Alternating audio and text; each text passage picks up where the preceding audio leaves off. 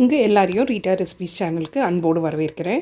இன்றைக்கி நம்ம வீடியோ என்ன பார்க்க போகிறோன்னு பார்த்தீங்கன்னா, அதுக்கு முன்னாடி ரீட்டா ரெசிபீஸ் சேனலை சப்ஸ்கிரைப் பண்ணிவிட்டு பக்கத்தில் இருக்க பெல் ஐக்கான் அழுத்திட்டு ஆல்ன்ற பட்டனையும் அழுத்துங்க. அப்போ தான் நான் போடுற புது வீடியோஸ் உங்களுக்கு நோட்டிஃபிகேஷனில் வரும். உங்களுக்கு இந்த வீடியோ பிடிச்சிருந்தா கண்டிப்பாக லைக் பண்ணி ஷேர் பண்ணுங்கள். ஸோ தட் எனக்கும் ஒரு மோட்டிவேஷனாக இருக்கும்.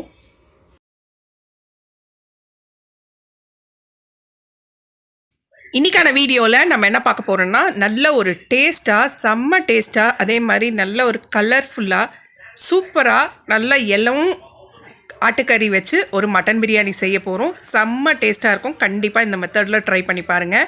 இன்றைக்கி வந்துட்டு நான் டபராவில் தான் செய்ய போகிறேன். ஃபுல்லாக மட்டன் வேக வைக்கிறதுலேருந்து எல்லாமே டபராவில் தான் செய்ய போகிறேன். குக்கரில் செய்ய போகிறதில்ல. ஸோ வாங்க எப்படி செய்யறதுன்னு பார்க்கலாம். ஈஸியான மெத்தடில் பார்க்கலாம் வாங்க. ஸோ ஃபஸ்ட்டு இந்த மாதிரி டபரா இருந்தால் டபரா வச்சுக்கோங்க. அப்படி இல்லை உங்ககிட்ட டபரா இல்லைன்னா நீங்கள் குக்கரில் செய்ய போகிறீங்கன்னா குக்கர்லேயும் ஃபாலோ பண்ணிக்கோங்க. மெத்தட் இதே தான். ஸோ இன்றைக்கி நான் டபராவில் செய்ய போகிறதுனால ஃபஸ்ட்டு வந்துட்டு ஒரு டபரா வச்சுட்டு அதில் ஒரு 5-6 டீஸ்பூன் எண்ணெய் ஊற்றிக்கோங்க.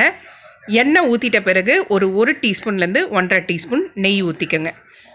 மட்டன் பிரியாணினாலே நெய் சேர்த்துக்கலாம். சிக்கன் பிரியாணிக்கு நெய் சேர்க்க வேண்டாம். ஸோ நெய் சேர்த்துட்டு ஒரு 4 துண்டு பட்டை, 4 துண்டு ஏலக்காய், ஒரு 5 கிராம்பு சேர்த்துக்கோங்க. சேர்த்துட்டு இப்போ வந்துட்டு வெங்காயம் வந்துட்டு நான் இன்றைக்கி ஒரு 7 வெங்காயம் நீட்டு வாக்கில் கட் பண்ணி வச்சுருக்கேன். அதையும் சேர்த்துக்கலாம். அதுக்கப்புறம் வெங்காயம் கோல்டன் ப்ரௌன் ஆன பிறகு கொத்தமல்லி வந்துட்டு ஒரு கட்டு கொத்தமல்லியை நல்லா கழுவி வச்சுருக்கேன். கட் பண்ணிவிட்டு அதை சேர்த்துக்கலாம். அதை ஒரு நிமிஷத்துக்கு நல்லா வதக்கிட்ட பிறகு வெறும் மிளகாத்தூள் வந்துட்டு நான் இன்றைக்கி ஒரு 1.5 டீஸ்பூன் சேர்த்துக்கிறேன். சேர்த்துட்டு நல்லா வதக்கி விட்டுருங்க. ஒரு 2 நிமிஷத்துக்கு நல்லா வதக்கி விட்டுருங்க. அப்போ வந்துட்டு உங்களுக்கு நார்மலாகவே நீங்கள் கேசரி பவுடர்லாம் சேர்க்காமையே கலர் சூப்பராக பிடிக்கும். ஸோ அதுக்காக தான் நம்ம மிளகாத்தூள் ஃபஸ்ட்டே சேர்த்துறது. இப்போ வந்துட்டு ஒரு கட்டு புதினாவை கிள்ளி கழுவி அதை சேர்த்துருக்கேன். கூட வந்துட்டு ஒரு 10 மிளகாய் வந்துட்டு பச்சை மிளகாய் சேர்த்துருக்கேன். இதையும் ஒரு 2 நிமிஷத்துக்கு நல்லா வதக்கிடுங்க. ஸோ அந்த புதினாவும் கொத்தமல்லியோட ஃப்ளேவரும் செம்மையாக இருக்கும் வதக்கும் போதே. இப்போ வந்துட்டு ஒரு 2.5 டீஸ்பூன் இஞ்சி பூண்டு பேஸ்ட்டு சேர்த்துக்கிறேன். ஃப்ரெஷ்ஷான இஞ்சி பூண்டு பேஸ்ட்டு சேர்த்துக்கோங்க. ப்ரிசர்வேட்டிவ் சேர்க்க வேண்டாம். ஃப்ரெஷ்ஷாக அரைச்சி சேர்த்துக்கோங்க. டேஸ்ட்டு வந்து சூப்பராக இருக்கும். ஸோ இப்போ அதை வந்துட்டு பச்சை வாசனை போகிற வரைக்கும் வதக்கி எடுத்துக்கலாம்.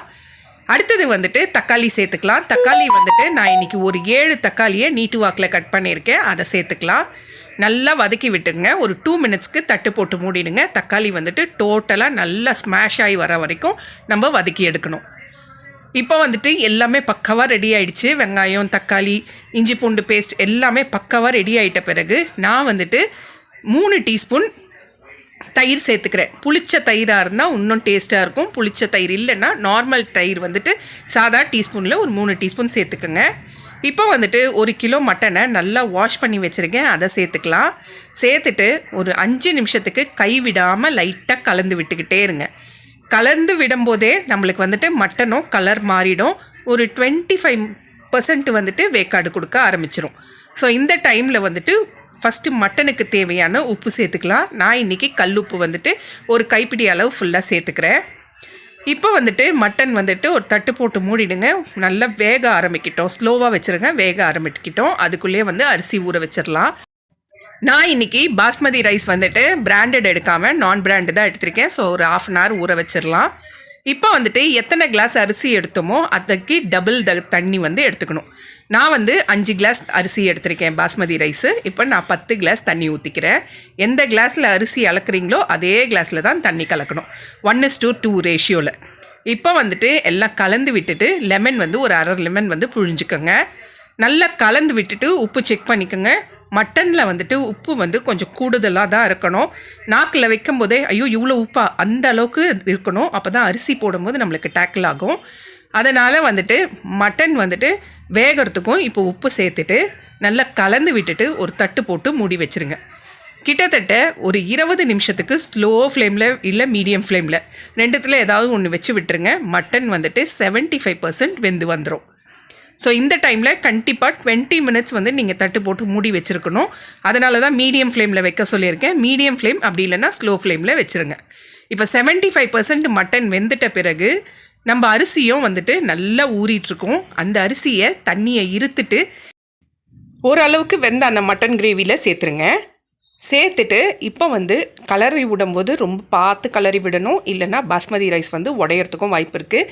அதனால் பொறுமையாக அடியில் இருக்கிற சாப்பாடை வந்து மேலே எடுத்து போட்டுட்டு அதே மாதிரி ஃபுல்லாக ஒரு லெவல் பண்ணி விட்டுருங்க. லைட்டாக கொதி வரும்போது இன்னும் கொஞ்சம் உப்பு ஆட் பண்ணிக்கோங்க. நான் வந்துட்டு கொஞ்சமாக கல் உப்பு சேர்த்துக்கிறேன். இப்போ தட்டு போட்டு மூடி விட்டுருங்க.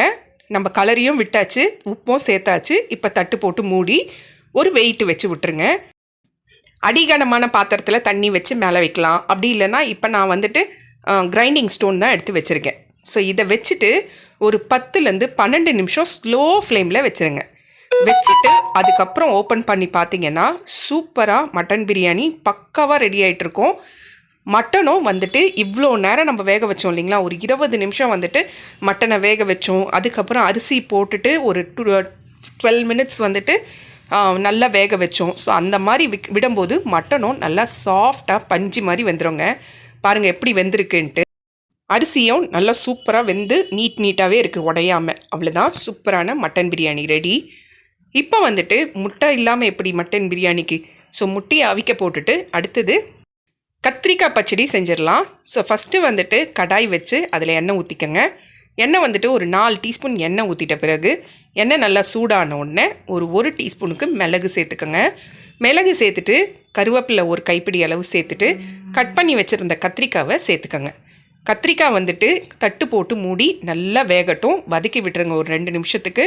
வதக்கி விட்டுட்டு இந்த கலர் மாறுற வரைக்கும் நல்லா வந்துட்டு தட்டு போட்டு ஸ்லோ ஃப்ளேமில் வச்சுருங்க.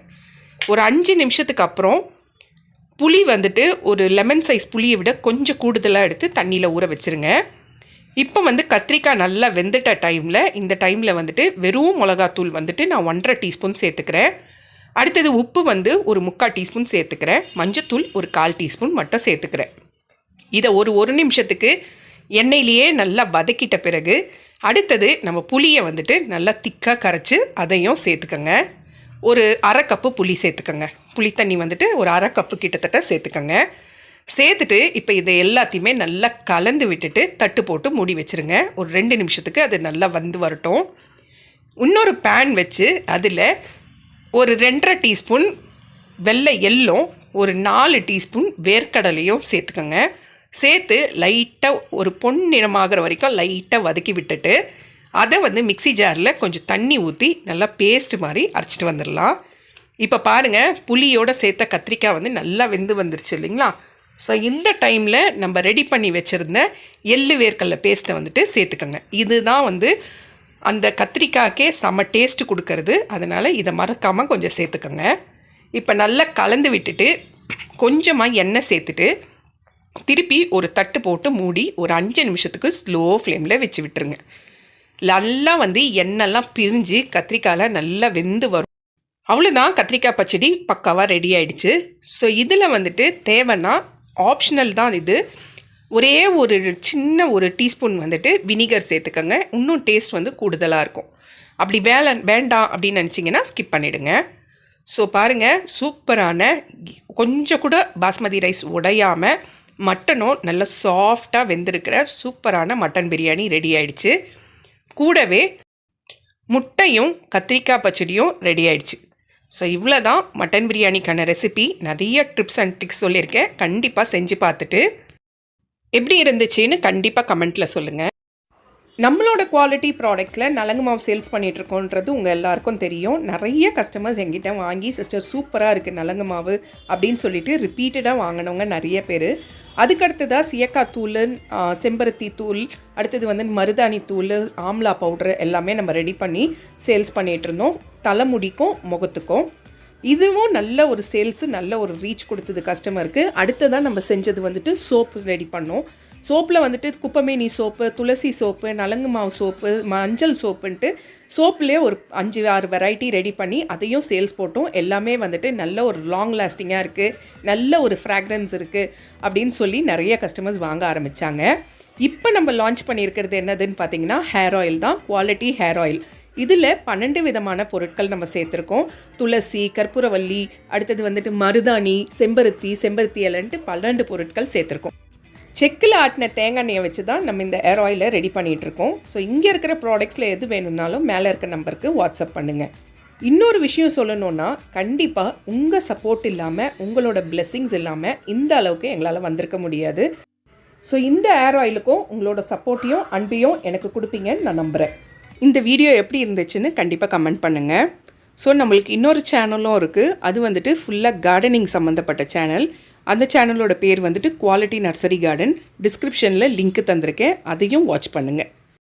ரீட்டா ரெசிபீஸ் சேனலுக்கு சப்ஸ்கிரைப் பண்ணிவிட்டு பக்கத்தில் இருக்க பெல் ஐக்கான் அழுத்திட்டு ஆல்ன்ற பட்டனையும் அழுத்துங்க. அப்போ தான் நான் போடுற புது வீடியோஸ் உங்களுக்கு நோட்டிஃபிகேஷனில் வரும். இந்த வீடியோ உங்களுக்கு பிடிச்சிருந்தா உங்கள் ஃப்ரெண்ட்ஸ் அண்ட் ஃபேமிலி ரிலேட்டிவ்ஸ்க்கு ஷேர் பண்ணுங்கள். ஸோ தட் அது எனக்கு ஒரு மோட்டிவேஷனாக இருக்கும். வீடியோ பிடிச்சிருந்து நல்லா இருந்துச்சுன்னா ஒரு சின்ன கமெண்ட் கொடுங்க.